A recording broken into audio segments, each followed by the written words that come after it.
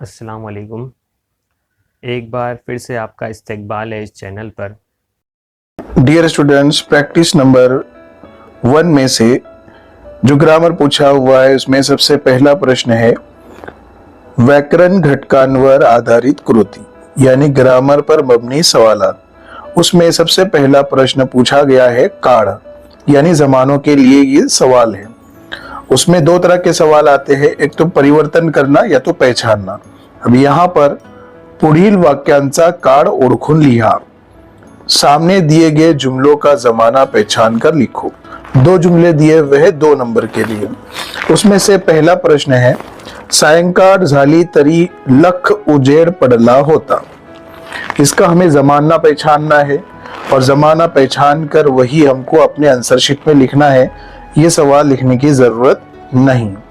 अब इस सेंटेंस में होता आया है, आपको पता है होता, होती और होते जब किसी जुमले में आए मराठी के आखिर में और उसके पहले नार ना हो तो जुमला भूतकाल का होता है। होता, होती और होते ये तीनों के मानी होते हैं था, थी, थे। तो ये जो जुमला है वो भूतकाळ का है। नंबर 2, मोर हा कोंबडीच्या जमातीतील पोट जातीचा पक्षी आहे। इस सेंटेंस में हमें आहे आया है जब किसी सेंटेंस में मराठी के किसी जुमले के आखिर में आहेत, आहे और आहोत तीनों में से कोई भी आ जाए और उसके पहले अगर नार नहीं है तो वो जुमला वर्तमान काल का होगा। आहे का मतलब होता है और है हमेशा जमाने हाल में यानी वर्तमान काल में पूछा जाता है। ठीक है, तो ये जो जुमला है वर्तमान काळ का है। वाक्प्रचार यानी मुहावरे, पुढील वाक्प्रचार व त्यांचे अर्थ यांच्या जोड्या जुड़वा। लेफ्ट साइड में वाक्प्रचार यानी मुहावरे दिए हुए हैं 2 और ऑप्शन में उनके 3 मतलब दिखाए गए हैं। वाक्प्रचारांचे अर्थ, अर्थ यानी मानी। तो पहला है नियुक्ति करने यानी अपॉइंट करना, इसकी जोड़ी लगेगी नेमणूक करने। हमें अपने आंसर शीट में सवाल नंबर डालना है और डायरेक्ट नियुक्ति करने, उसके सामने लिखना है नेमणूक करने। उसके बाद नंबर 2 है कब्जा करने, कब्जा करने की जोड़ी लगेगी ताब्यात घेणे। ठीक है, नेक्स्ट क्वेश्चन है भाषिक घटकांवर आधारित कृती, शब्द संपत्ती। पुढील शब्दातील अक्षरांपासून 2 अर्थपूर्ण शब्द तैयार करा। यानी यहां पर हम एक लफ्ज दिया हुआ है पाकड़ी वर, इससे हमें 2 बामानी लफ्ज बनाना है। तो हम 2 की बजाय 2-4 बना लेंगे, 3-4 बना लेंगे, जिसकी वजह से अगर उसमें कोई एक आधा मिस्टेक आ गई तो 2 हमारे कवर हो जाएगी। बहुत इजी क्वेश्चन होता है, 1 नंबर के लिए आता है। अब पाकड़ी वर, इस लफ्ज से हम बनाएंगे पाक, एक लफ्ज बन गया। कड़ी 2, वर 3, कर 4, कर यानी हाथ, वर यानी ऊपर। ठीक है, नेक्स्ट क्वेश्चन है पुढील शब्दांचे समानार्थी शब्द लिहा, यानी दिए हुए लफ्जों के हम मानी लफ्ज लिखिए, यानी सिनोनिम सिमिलियर वर्ड्स। पुत्र, पुत्र के मानी जो होते हैं लड़का होता है, तो मराठी में पुत्र को हम लड़के को मुलगा और सूत दोनों बोलते हैं। नंबर 2 झाड़, झाड़ यानी दरख्त, तो मराठी में झाड़ को बोला जाता है वृक्ष या तरु, दोनों में से एक भी लिखे तो चलेगा। हम प्रैक्टिस कर रहे हैं इसलिए हम 2-2 लिख रहे हैं यहां पर। उसके बाद लेखन नियम यानी ग्रामेटिकल, अचूक शब्द ओळखा, अचूक यानी बिल्कुल सही और चूक यानी गलत। यहां पर हमको सही लफ्ज चारों में से चुनना है और हमें वही लफ्ज, एक ही लफ्ज उठाकर अपने आंसर शीट में लिखना है। चारों लिखने की जरूरत नहीं है और लिखना भी नहीं है, टाइम वेस्ट हम नहीं करेंगे। तो ये जो लफ्ज है अवर्णीय, अर्वणीय, अवर्णीय अलग अलग है, इसमें जो सही लफ्ज है ये वाला है अवर्णनीय। ठीक है, हम ये ऐसा कैसा उठाकर हमारे पेपर में लिखेंगे। उसके बाद विराम चिन्ह, पुढील विराम चिन्हांसमोर नावे लिहा। एक तरफ विराम चिन्ह लिखी हुई है और दूसरी तरफ विराम चिन्हांची नावे, यानी उसके हमें नाम लिखने के लिए बोला गया है। तो पहला जो विराम चिन्ह है वो है दुहेरी अवतरण चिन्ह। इस तरह से लिखा जाता है, देखो दुहेरी अवतरण चिन्ह। बच्चे पहचान तो लेते हैं कि ये चिन्ह कौन सा है, लेकिन लिखते नहीं आता है, तो अब याद रखेंगे कि इस तरह से लिखा जाता है। उसके बाद दूसरा निशान है, ये अपूर्ण विराम का निशान है, जिसे इस तरह से लिखा जाता है। डियर स्टूडेंट्स, अब है हम प्रैक्टिस पेपर नंबर 2 के ग्रामर वाले सेक्शन में। नवनीत में जो दूसरा पेपर है उसका जो ग्रामर वाला सेक्शन है, उसमें सबसे पहला प्रश्न कार्ड में से पूछा गया है। यहाँ पर कार्ड के लिए 2 तरह के परीक्षा प्रश्न है। यहाँ पर पहला है कार्ड ओळखा यानी पहचानो, और भविष्य काळ करा यानी एक जुमले को हमें क्या करना है, पहचानना है, और दूसरे सेंटेंस को हमें क्या करना है, बदलना है। अब पहला जुमला है, माझ्या ग्रंथाला राज्य पुरस्कार मिळाला। कार्ड ओळखा, कार्ड ओळखा, इसका जमाना हमें पहचानना है इस जुमले का। जब हम जमाना पहचानेंगे तो सिर्फ जमाना लिखेंगे अपने आंसर शीट में, ये पूरा जुमला लिखने की जरूरत नहीं है। अब देखो लास्ट में मिराला आया है, ये जो जुमला है भूतकाल का जुमला है। एक ट्रिक है इसको पहचानने की,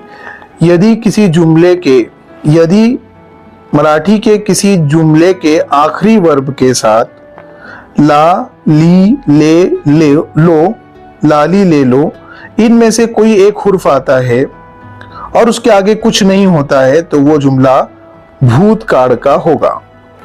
ये भूतकाल को पहचानने की एक ट्रिक है।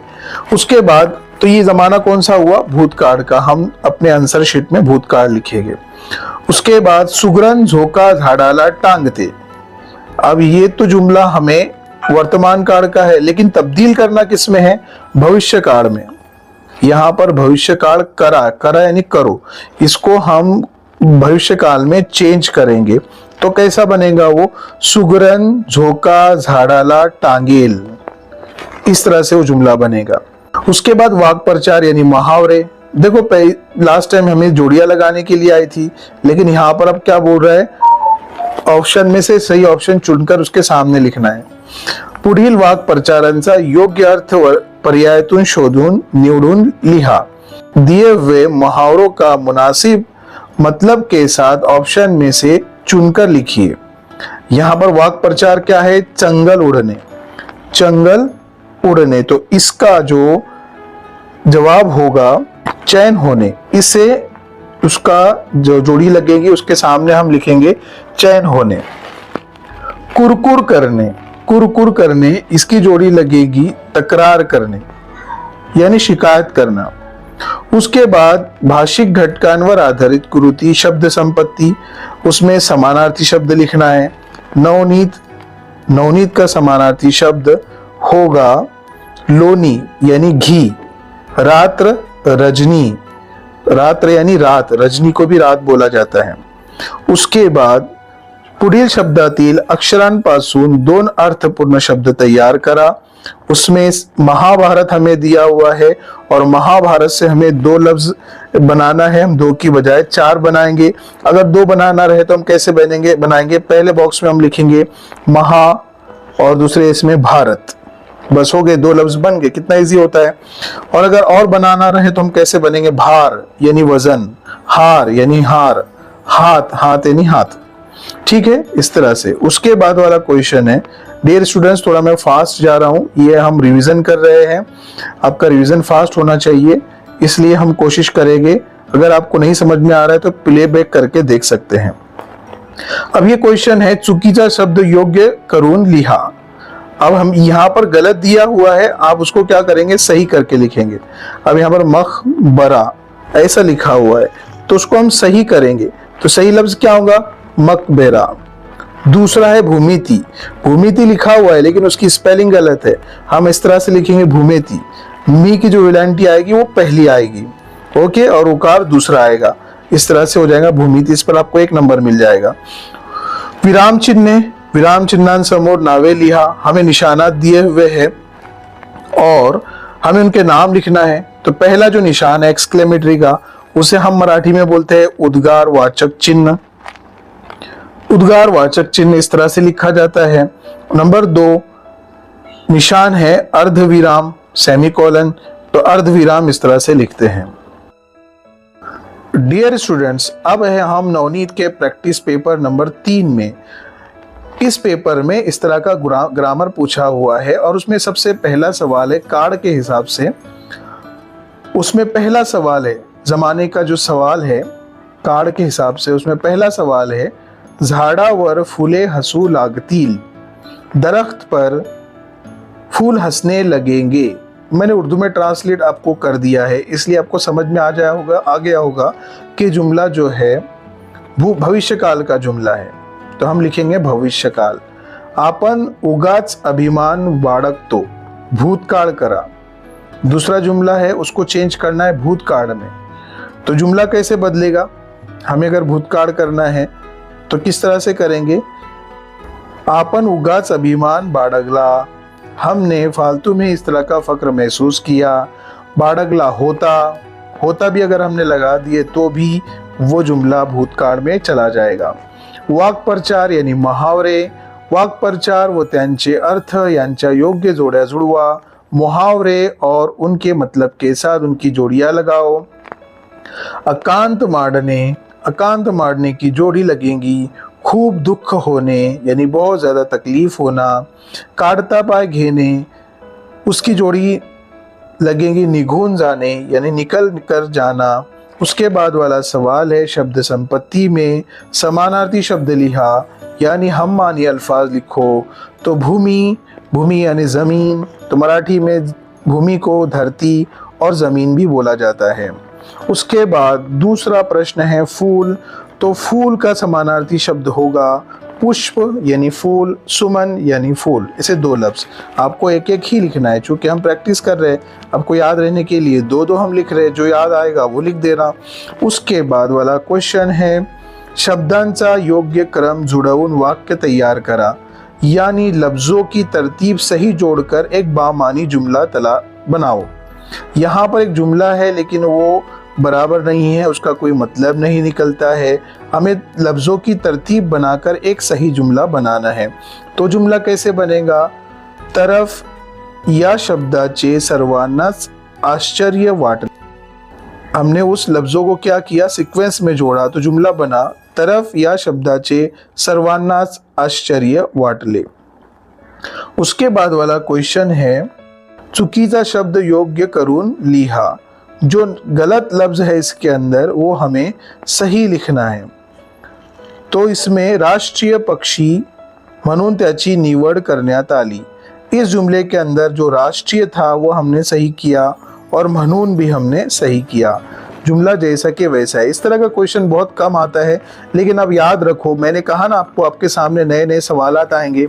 ये देखो सवालात हटके बहुत कम पूछा जाता है। अगर इस तरह का सवाल पूछा जाए ना तो याद रखो क्या करना होता है। वो क्या बोल रहा है, देखो सवाल फिर से मैं पढ़ रहा हूँ। चुकीचा शब्द योग्य करून लिहा, यानी जो इस जुमले के अंदर गलत लफ्ज़ है उसको सही करके लिखो। अब इसमें राष्ट्रीय जो है वो गलत लिखा हुआ है, हमने उसको सही किया राष्ट्रीय। म्हणून गलत लिखा हुआ है, हमने म्हणून सही किया। इस तरह से हमने उसका जवाब लिखा राष्ट्रीय पक्षी म्हणून त्याची निवड करण्यात आली। अब विराम चिन्ह है, यहाँ पर चिन्हों यानी निशानात दिए हुए हैं, हमें उनका नाम लिखना है। यहाँ पर सिंगल इन्वर्टेड कॉमा है तो हमें मराठी में लिखना रहेगा एकेरी अवतरण चिन्ह। दूसरा निशान है संयोग चिन्ह। संयोग चिन्ह होता है देखो डैश, जिसे हम बोलते हैं। डियर स्टूडेंट्स, अब हम हैं प्रैक्टिस पेपर नंबर 3 में, और इस पेपर में ग्रामर के हिसाब से जो सवाल पूछा गया है कार्ड के हिसाब से, उसमें से पहला सवाल है शाळेत एक नोटिस लागते। हमें यहाँ पर इसका ज़माना पहचानना है कि कौन से ज़माने का वो जुमला है। तो ये जुमला वर्तमान काल का होगा। इसकी एक पहचानने की ट्रिक है कि मराठी के किसी जुमले के आखिर में तो, ते, त ये हुर्फ अगर आ जाए और उनके सामने कुछ ना हो, वो जुमला वर्तमान काल का होगा। अगर आपको वर्तमान काल का ये चार्ट पढ़ना है तो उसकी लिंक मैं डिस्क्रिप्शन में दे दूंगा, वहाँ से आप पढ़कर इस ट्रिक को जान सकते हैं। उसके बाद त्यांच्या श्रमाने देश समृद्ध झाला, भविष्यकाळ करा। वहां पर हमको पहचानना था ऊपर, अभी हमें नीचे क्या करना है, उसको चेंज करना है। कौन से जमाने में? जमाने मुस्तकबिल यानी भविष्यकाळ में। अब इसको चेंज करने के बाद ऐसा होगा, त्यांच्या श्रमाने देश समृद्ध होईल। डियर स्टूडेंट्स, नेक्स्ट क्वेश्चन है वाक्प्रचार। वाक्प्रचारांचा योग्य अर्थ पर्यायातून निवडा। मुहावरे का मुनासिब मतलब इन ऑप्शन में से चुनो। जो उपासना करने, जतन करने यानी हिफाजत करना, दोनों के मानी होते हैं हिफाजत करना। ललकारी देने, गर्जना करने यानी ललकारना। उसके बाद वाला सवाल है शब्द संपत्ति से समानार्थी शब्द लिहा। समानार्थी शब्द में लफ्ज है संताप यानी गुस्सा, और गुस्से को मराठी में बोलते हैं राग। उसके बाद बाग यानी बगीचा, उसके लिए मराठी में इस्तेमाल किया जाता है उद्यान। नेक्स्ट क्वेश्चन, पुढील शब्दाचा अक्षरांपासून 2 अर्थपूर्ण शब्द तैयार करा। आगे दिए हुए लफ्ज के हुर्फों से 2 बामानी लफ्ज बनाइए, और वो लफ्ज है वान सामान यानी किराना सामान। वान सामान, तो इससे हम 2 बनाएंगे, एक तो वान और सामान। इसके अलावा हम बना सकते हैं मान यानी गर्दन, मासा यानी मछली, वासा यानी बांस। लेकिन आपको 2 ही बनाना है, 2 बॉक्स दिए हुए हैं, तो 1 नंबर के लिए 2। उसके बाद लेखन नियम यानी अचूक शब्द ओळखा। इसमें से जो सही लफ्ज है वो हमें पहचानना है, और उसी लफ्ज को हम हमारे पेपर में यानी आंसर शीट में लिखेंगे। चारों लिखने की ज़रूरत नहीं। उसमें से सही जो लफ्ज है भीतरी, जिसकी पहली विलांटी है भी की और री की दूसरी विलांटी है। विराम चिन्ह यहाँ पर चिन्ह दिए हुए हैं, हमें उसका नाम लिखना है। पहला जो चिन्ह है वो है स्वल्प विराम का, और दूसरा चिन्ह है प्रश्न चिन्ह का। देखो ये बहुत इंपॉर्टेंट है मेरी नज़र में, स्वल्प विराम और प्रश्न चिन्ह किस तरह से लिखते हैं। आप पहचान तो लेते हैं कि यार ये स्वल्प विराम है, लेकिन लिखने में गलती करते हैं, इसकी वजह से वहाँ मार्क्स कट जाते हैं। प्रश्न चिन्ह को किस तरह से लिखा जाता है वो भी आप गौर से देख लें। डियर स्टूडेंट्स, अब हमारा इस पेपर का 5वां पेपर प्रैक्टिस नंबर 5 में सबसे पहला ग्रामर के सेक्शन में सवाल पूछा हुआ है। काळ में से आरकीच्या पाठीवर त्याने थाप मारली, कि आरकी के पीठ पर उसने थपथपाई। ये ज़माना हमको पहचानना है।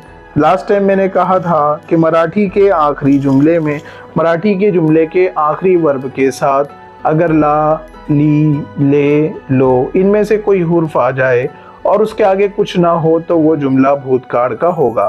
तो उसकी वजह से यहाँ पर ली आया है, और इसी की वजह से ये जुमला भूतकाल का हुआ है। नेक्स्ट क्वेश्चन है त्यांच्या श्रमाने देश समृद्ध झाला। फिर से ये क्वेश्चन आया है, तो इसको हमें भविष्यकाल करना है। तो हम कैसे करेंगे? त्यांच्या श्रमाने देश समृद्ध झाला होईल, त्यांच्या श्रमाने देश समृद्ध होईल, ये भविष्यकाळ हो गया।